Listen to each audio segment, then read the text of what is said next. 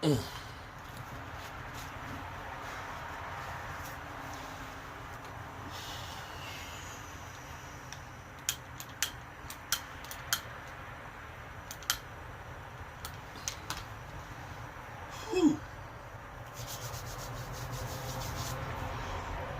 up, good people? Mark Holmes here, and as always, I want to say thank you all for watching, commenting, subscribing, and being part of the Jobu Sports Report. Without you guys, as well as you ladies, you know that this literally does not work. Oh my goodness, man. It's a little warmer than it was a few days ago. It's amazing because Friday night, it was 4 degrees. Right now, it's about 38. I think it actually hit 50 degrees today, which is great because I really don't like it too cold. Actually, I don't like it really too hot. But possibly the long range forecast for, and this is way out, so we don't know. Long range forecast is about 52 degree highs for the Sunday game for the Commanders versus the Cowboys, where we'll be tailgating. I'm hoping that it'll be that way, or maybe even a little warmer. And we have until Tuesday. If you're going to get tickets for the game, we have like 80 total that are reserved. After Tuesday, can't guarantee that they'll still have those seats in the same section. Tickets are $1.99 a piece, and the parking passes are $50 and stuff. In the community tab, I have a post there. On Jed Pilgrim, who actually is the ticket broker from the Washington Commanders. There's no additional fee like Ticketmaster or anything like that. It's section 325 is what I think it's 325 that we're in. And what you do is text message him that number, the number of tickets, your email address, and your name on there, and he'll send you an invoice, and he'll be able to electronically wire the tickets to you, so you'll have them right then and there. So that's the deal with that. Sad news. Micah Parsons. Michael, my son, just let me know exactly what happened. I saw the tweet yesterday. Micah Parsons said putting a dog down is always hard, and believe me, I know it's hard, having gone through Simba last year as well as Roscoe, and it was within about 2 months of each other. Losing dogs, it's,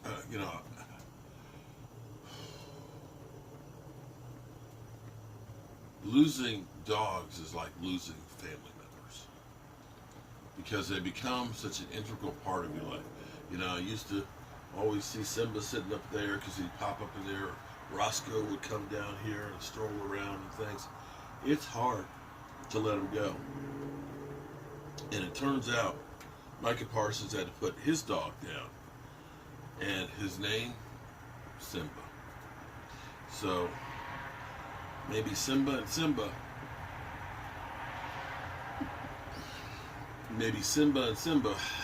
along with Roscoe are up in dog heaven playing around with each other. And and I need to make sure I clarify. Last night when I was out here, it was nice because I posted a video from my parents' house, where my mom had put up all her Christmas lights, Christmas decoration. And I walked around showing all of that stuff. I'm sorry, I'm just so tired. I'm so freaking tired. And I was talking about a text message that I had gotten yesterday. And the message was, I watched your fireside chat, and what you say about tell the people that you love them is so important. So, because I just lost my mother tonight, and her name slips my thoughts now, because again I'm just exhausted right now. But some people thought I was saying that my mother died. I'm very fortunate that I still have both of my parents right now, and my mother did not die. But this other person's mother has, as well as a lot of other people are losing people. So my thoughts and prayers are with everybody that has or is losing somebody. Tomorrow, another opportunity for the Dallas Cowboys to prove that they belong in the playoffs. They've already clinched the playoff spot. They have their ticket punched. They don't necessarily have anything to prove. The odds are that the Eagles will win either against the Giants or New Orleans to lock up the number one seed. Some people, of course, still say the Eagles are the best team in football. The Eagles have sustained some injuries, and now they're dealing with stuff that most teams have been dealing with all season. Lord knows we have. Lane Johnson is putting off his abdominal surgery where it's literally ripped off. Putting it off doesn't mean that it's going to be fixed. So I don't know how that's going to work for him, how good it will be, or what they'll be able to do, how much the rest will help. Who knows? Shady McCoy is up there. Oh, we got good news today. Lane Johnson ain't having surgery. Doesn't mean it's going to be fixed. Regardless, something that's really amiss, that's actually amazing. First of all, we know Dan Quinn is going to be the hot candidate for the Denver Broncos.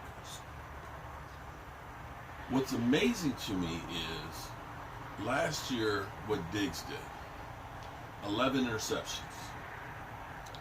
Freaking insane. Tying the Dallas Cowboys record, and I believe the most interceptions by anybody this century.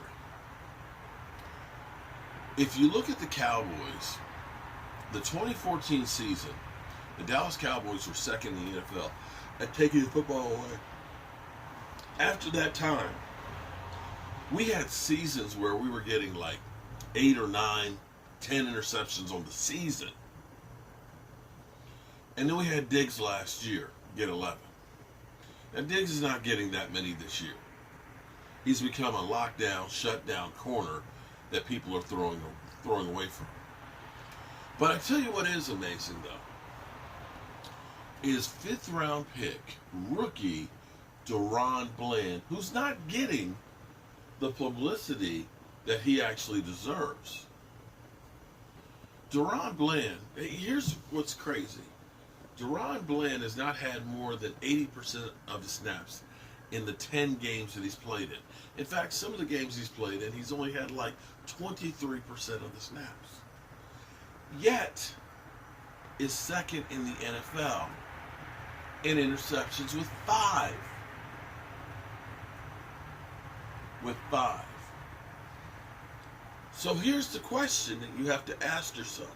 After the Dallas Cowboys going so many years where they could not take the football away, having Diggs last year, and now having this rookie, DaRon Bland, who in 10 games has had 5. Projected over a whole season, that's about 8 interceptions. That's pretty good. In fact, that's freaking insane. Do we credit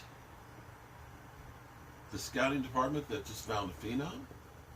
Do we credit Dan Quinn, who seems to be having this mentality and defense that definitely takes the football away? Or do we look at the guy and say, you just got lucky and found a great player? My man, Game Time on Primetime Studios, live streamed the other day, said something that was really, really point on. Even though he's only played in 10 games. I'm not going to say start. Played in 10 games as a rookie, 5th round draft pick, getting 5 interceptions, which is second in the NFL. Only 1 behind the leader, C.J. Gardner. He should be in the conversation for MVP. Rookie MVP, defensive MVP. It's kind of hard to argue that point. 5 interceptions is a lot of interceptions. When you're talking about being in second in the NFL as a rookie, that's a really good year. And when you look at the Cowboys season, we thought we were baffled with bullshit. We listened to Jerry Jones and Stephen Jones say, hey, building through free agency, and spending a lot of money on these guys, we don't believe that's the right way. We laughed at them when when the Rams were signing all these people.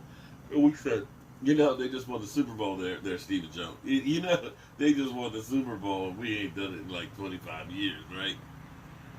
But at the moment, he's getting the last laugh. The Cowboys are one of the better teams in football, having not signed a single big-name free agent, but finding so many integral parts. When I say this, people are going to say, you're crazy. But see, here's the thing. Back when Bill Belichick, kiddies, come around the fire, let me tell you about Bill Belichick. When he had a great quarterback in Tom Brady, it wasn't just a great quarterback. Bill Belichick realized something. It wasn't about getting the biggest name free agents. No. He'd let his guys go and get back compensatory picks. And he understood that it's not about 6 or 7 big, great players. It's about having about 30 guys that you can interchange and use situationally. And if you lose 1 or 2 here, you have 2 good guys that you can plug back in. So you're not stepping down the whole play of your team. Too many years the Cowboys back, we had Romo and Witten and Marcus Ware, and we had great Pro Bowl players.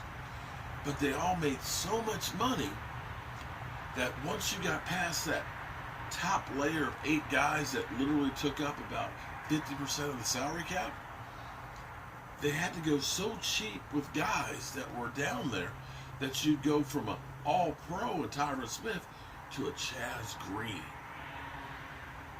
And your team would fall apart. But see, this year, you got to give credit to Will McClay in the scouting department, because they found bargain basement guys. They found late round drafted guys that could play and fit your system. And so as we've had injuries, we've lost a guy here, we've had somebody able to step into the breach and play really, really well. Got to give them some credit. Of course, everybody is looking and saying it'll be the same old Cowboys in the playoffs. See, this season had all the opportunities for it to be the same old Cowboys. That Tyron Smith would go out, and then all of a sudden, the offensive line would go to shit. You had the opportunity for Zeke Elliott hurting his knee and the season going down the toilet and not being able to run the ball. But Tony Pollard picks up the slack. You've had so many things that have happened. Players being missed, being shipped out, but having quality people to come back in. This is not a typical year for the Cowboys, at least not in recent history. This has been a year of resiliency, tenacity, and aggression controlled. It's been methodical. Yeah, you can think, you can F around and find out this ain't the same Cowboys that everybody's been used to. All right, good people. Tomorrow's game day. Got a lot to do. Got to get the big sub together and be ready for kickoff. 8:15 tomorrow. Tennessee Titans. They're resting their players. I think there's like 7 or 8 guys they're basically going to be sitting. Derrick Henry may not be playing. So this should be like a practice for the Cowboys. Let's hope that the Cowboys don't play down to a practice squad mentality. You know how we roll. Be sure to tell the people you love them. Because you might not get the chance again. And I love you guys. God willing, I'll be here tomorrow to see the Cowboys take on the Tennessee Titans. Peace.